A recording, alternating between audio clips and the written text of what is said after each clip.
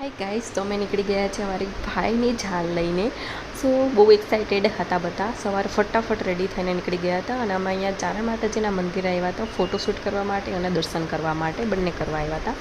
સો અમે video shoot કર્યા, reels બનાવી થોડીક અને પછી ડાયરેક્ટ અમે નીકળી ગયા જે ગામ અમારે જવાનું છે ઝાલ લઈને તે તરફ જવા માટે.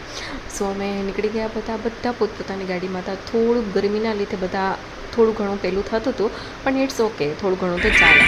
તો ત્યાં પહોંચી ગયા અમે ગામડે અને આ જો મારી જાન, હું કહું ને તો અમે ત્યાંથી ગેટેથી મારો ભાઈ છે પહેલાં ગાડીમાં બેઠો છે અને આખું ગામ જાન જોવા આવ્યું હતું. જો મેં રીલ્સ બનાવી હોત તો ફેમસ થઈ જાત. અને અહીંયા મારા ભાભીએ ડાન્સ કર્યો હતો. કહીને કે ભાભી હોય ને લોચાંગવાનો ડાન્સ ન કરવાનો અધૂરી કહેવાય. સો ભાભીએ ડાન્સ કર્યો હતો અને બધી છાપ અમે ગાડીમાંથી ઉતારી અને બધી છાપ જોઈ લીધી હતી કે વ્યવસ્થિત છે કે નહીં બધું. અને બધું સરસ જ હતું, કંઈ વિખાણું નહોતું ગુજરાતીમાં કહે તો. અને અહીંયા ભાઈ દુલ્હનનો વેટ કરતો હતો. ભાભી આવી ગયા. ભાઈ જો કેટલો સરસ લાગે છે, નજર ના લાગે. અને બેના હસમેળાપ થઈ ગયા, ફેરા ફરાઈ ગયા અને ફાઇનલી લગ્ન થઈ ગયા મારા ભાઈના. લાગતું તો નહીં પણ થઈ ગયા. Bye bye.